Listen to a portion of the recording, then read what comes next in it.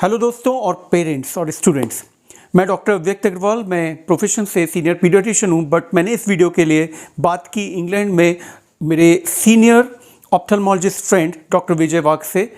बहुत सारे बच्चे ऑनलाइन टीचिंग घंटों कर रहे हैं इस समय, जो कि अच्छा भी है। कुछ लिहाज से बहुत ऑनलाइन टीचिंग ने बहुत सारी चीज़ें अच्छी सिखाने के लिए मदद भी किया है इंटीरियर एरियाज़ तक में, तो उसके खिलाफ मैं नहीं हूँ।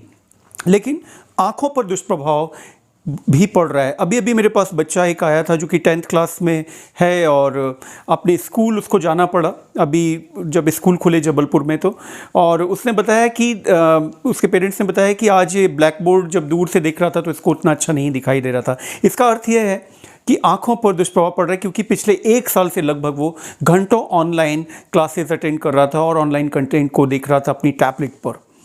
तो करना क्या है?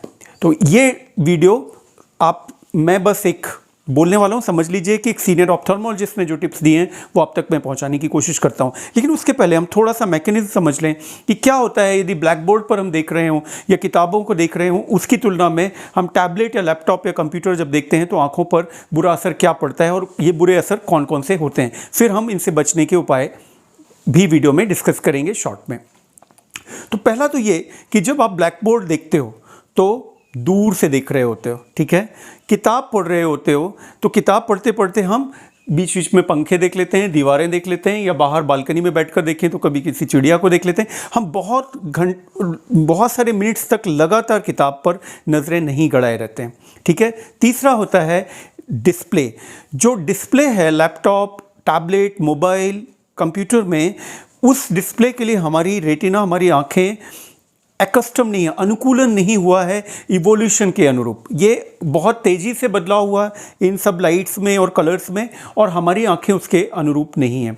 तो 3 डी याद रखिए जो कि कारण है। डिस्प्ले, जिसमें कि अस्वाभाविक अप्राकृतिक डिस्प्ले हमारी आंखों में जा रहा है लगातार, ठीक है, तो डिस्प्ले।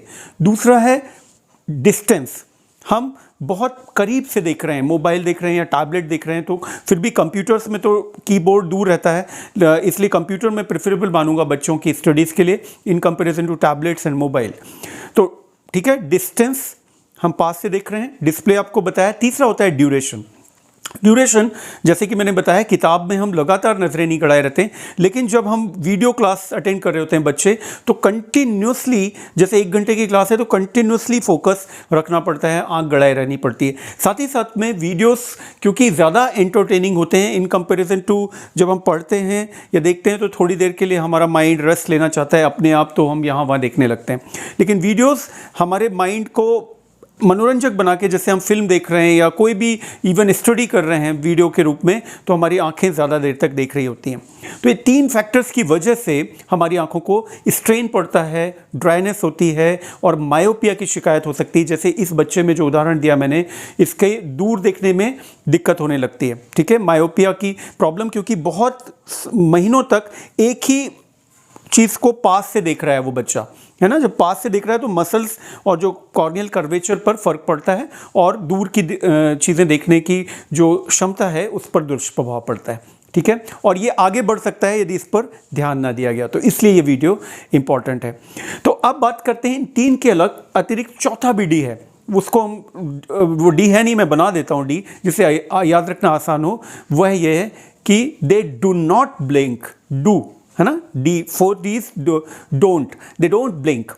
तो दे डोंट ब्लिंक का अर्थ ये है कि नॉर्मली जो बच्चे होते हैं उनमें 1 मिनट में 20 टाइम्स तक ब्लिंकिंग होती है, और जब वो टीचर्स वगैरह से बात कर रहे होते हैं, कोई परफॉर्मेंस कर रहे होते हैं, तो ये ब्लिंकिंग का रेट बढ़ जाता है, हल्की एंग्जाइटी वगैरह की वजह से, ये परफॉर्मेंस जब हम कर रहे होते हैं। लेकिन ये ब्लिंकिंग यदि हम वीडियो देख रहे हैं, कोई कंटेंट देख रहे हैं, लाइव वीडियोस देख रहे हैं, तब ब्लिंकिंग रेट 1 मिनट में 5 तक रिड्यूस हो सकता है। तो ब्लिंकिंग क्यों इंपॉर्टेंट है हमारी आइज़ के लिए? क्योंकि हमारी आइज़ लगातार टीयर फॉर्मेशन कर रही होती हैं, इनमें ग्लैंड्स होती हैं जो टीयर फॉर्मेशन करती हैं, और ये टीयर हमें लगातार हमारी आंख में बन के और हर ब्लिंक के साथ फैल जाता है वो टीयर फिल्म, जिससे कि हमारी आंखों में रूखापन नहीं आता, ड्राइनेस नहीं होती। और यदि ये ब्लिंकिंग सही नहीं हो तो ड्राइनेस होगी। कॉलेज में लड़के लड़कियां एक दूसरे को देखने वाला वो खेल खेलते हैं या लड़के लड़के भी खेलते हैं, और जहाँ कौन जल्दी ब्लिंक करता है वो हार जाता है ना। तो आपने देखा होगा, या आप जब लंबे समय तक किसी चीज़ को स्टेयर करते हो तो आंखों में तकलीफ होती है, आंसू आने लगते हैं। तो ये यदि बार बार हो, ऐसा रोज़ाना हो, तो आईज़ में ड्राइनेस आने लगती है, टीयर फिल्म्स ब्रेक हो जाती हैं। तो इसकी वजह से लालिमा रहना, कंजेशन रहना, इरिटेशन होना, यहाँ तक कि नींद वगैरह डिस्टर्ब होना भी हो सकता है। साथ ही साथ में ऑनलाइन कंटेंट देखने से पॉस्चर रिलेटेड प्रॉब्लम्स या चिड़चिड़ापन, इंसोम्निया, नींद ना आना वगैरह भी होता है, लेकिन मैं इसको आईज तक ही आज स्टिक रखूँगा। तो अब करना क्या है? तो करना ये है कि रिसर्च ये कहती हैं, बहुत ही आसान है, इससे बचाओ, है ना। तो 20-20-20 का फॉर्मूला आपको अपनाना है। ये फॉर्मूला आपके ड्यूरेशन और डिस्टेंस दोनों को कवर करने के लिए, डिस्प्ले के लिए मैं अलग बात करूंगा। तो 2D आपके कवर होंगे 20-20-20 के फॉर्मूला से, जो कि रिसर्च बेस्ड है। 20-20-20 का फॉर्मूला है कि 20 मिनट्स के बाद आप 20 सेकेंड्स के लिए एटलीस्ट 20 फीट अवे देखें। 20 फीट की दूरी पर रखी कोई चीज़ या आसमान या पेड़, कोई भी चीज़ को देखें पढ़ाई करते समय, ठीक है। तो 20 मिनट्स पढ़ें और उसके बाद 20 सेकंड्स के लिए देखें। इतना आप मैनेज कर सकते हैं टाइमिंग्स को? नहीं, इवन ऑनलाइन क्लासेस के दौरान भी आप देख सकते हैं, सुनते रहिए, ठीक है, जो टीचर बोल रहे हैं। तो एक तो ये फॉर्मूला यदि अपनाएंगे तो आपका जो डिस्टेंस की प्रॉब्लम है और ड्यूरेशन की प्रॉब्लम है, और जो टीयर फिल्म ब्रेक हो जाती है ब्लिंक वगैरह नहीं करने से देर तक, ये तीनों चीज़ों को ये 20-20-20 का फॉर्मूला टैकल करेगा, ठीक है। अब डिस्प्ले से कैसे बचें, हार्मफुल डिस्प्ले से? तो हार्मफुल डिस्प्ले के लिए आजकल के टैबलेट्स, मोबाइल में आई प्रोटेक्शन जो मोड होता है उसको चूज़ करके रखिए। दूसरा, कुछ ग्लासेस आ जाते हैं यूवी प्रोटेक्शन वगैरह के, वह भी आप ले सकते हैं अमेजन वगैरह से। नहीं तो ये 2 उपाय बहुत आसान है करना, जिससे कि बच्चे को आईज प्रॉब्लम होने से आप बचा सकते हैं। तीसरा, रूटीन आई चेकअप बच्चों का 1 साल में आप करा लीजिए, या बच्चा इस तरह की कंप्लेन करो। जैसे ये बच्चे ने जब मुझे बोला कि ब्लैक बोर्ड देखने में दिक्कत होती है, तो मैंने उसको बोला कि आप ऑप्थेल्मोलॉजिस्ट से एक बार दिखाकर रिव्यू लीजिए, ठीक है। हो सकता है स्पेक्स की ज़रूरत हो सकता ना हो, पहले दिखवाइए, ठीक है। तो यदि ऑप्थेल्मोलॉजिस्ट कोई लेंस, स्पेक्स वगैरह एडवाइस करते हैं तो उसको फॉलो कीजिए, जिससे कि प्रॉब्लम आगे ना बढ़े। साथ ही साथ में आप अलर्ट हो जाइए ये बच्चा क्योंकि जिससे कि प्रोग्रेस ना करे उसकी प्रॉब्लम, तो अब उसके रूटीन में चेंजेस करवाइए, कुछ ऑफलाइन कंटेंट लाइए, कुछ ऑनलाइन लाइए, ऐसे मिला के उसका ओवरऑल ड्यूरेशन कम कीजिए और 20-20-20 का फॉर्मूला अपनाइए।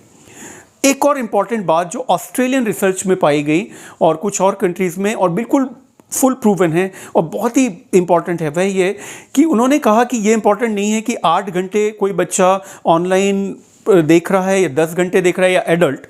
इंपॉर्टेंट ये है कि बाहर कितनी देर रह रहा है, मतलब डे लाइट देखना, बाहर की लाइट देखना बहुत ज़रूरी, कम से कम 2 घंटे, ठीक है। तो 2 घंटे यदि आप देखते हैं, बाहर की लाइट है, बच्चा देखता है, उसके बाद 10 घंटे भी उसको ऑनलाइन पढ़ना पड़ रहा है, तो भी उसकी आंखों में डैमेज होने की संभावना बहुत कम होगी। तो ये करना क्या मुश्किल है? आप कितनी भी किसी भी क्लास में, मैं बोलूँगा आउटडोर एक्टिविटीज़ के लिए 1 घंटा ज़रूर निकालिए, घूमने के लिए, छत पर जाने के लिए, टहलने के लिए, थोड़ा धूप देखने के लिए, प्रकृति को देखने के लिए, इतना टाइम ज़रूर निकाला कीजिए, ठीक है।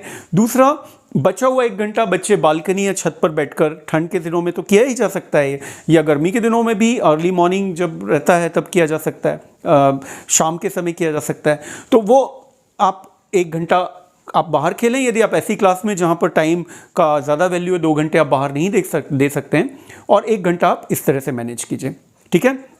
अब लास्ट जो टिप है वह ये इंपॉर्टेंट है, जिसका लोग ध्यान नहीं देते हैं, वह ये कि सराउंडिंग लाइट आपकी क्या है। आप जब लैपटॉप, मोबाइल या कंप्यूटर के सामने बैठे हैं और कमरे में अंधेरा है, तब आपको नुकसान आपकी आइज़ को कहीं अधिक होगा। इसलिए कमरा आपका वेल लाइटेड होना चाहिए। दिन के समय में तो नेचुरल लाइट कमरे में आए तो सबसे अच्छा है, खिड़कियों से, दरवाजे से सूरज की रोशनी हो तो उससे अच्छा कुछ भी नहीं होगा। लेकिन किसी वजह से आपके घर में ये रोशनी कम है तो भी आप फिर लाइट्स जला कर रखिए, इससे भी आपको डायरेक्ट जो रेज से नुकसान होता है इसको वह नहीं होगा। तो उम्मीद करता हूँ यह वीडियो पूरी तरह से प्रैक्टिकल टिप्स बट साइंटिफिक और हाईली सक्सेसफुल और बड़े प्रोफेशनल के द्वारा जो एडवाइस है बस आम भाषा में, तो उसको कम करके मत आके, और ये मत सोचिए कि मुझे पता है। पता है भी तो आपको बहुत अच्छी बात है, बट क्या आप कर रहे हैं ये इंपॉर्टेंट है, ये आपका बच्चा इसको फॉलो कर रहा है। तो यदि नहीं कर रहा तो उसे बताइए, बहुत आसान टिप्स हैं। 20-20 का फॉर्मूला, सराउंडिंग लाइट नहीं जलानी है, बाहर खेलना है और 3D का ध्यान रखना है। Thank you very much. आपका डॉक्टर अव्यक्त अग्रवाल।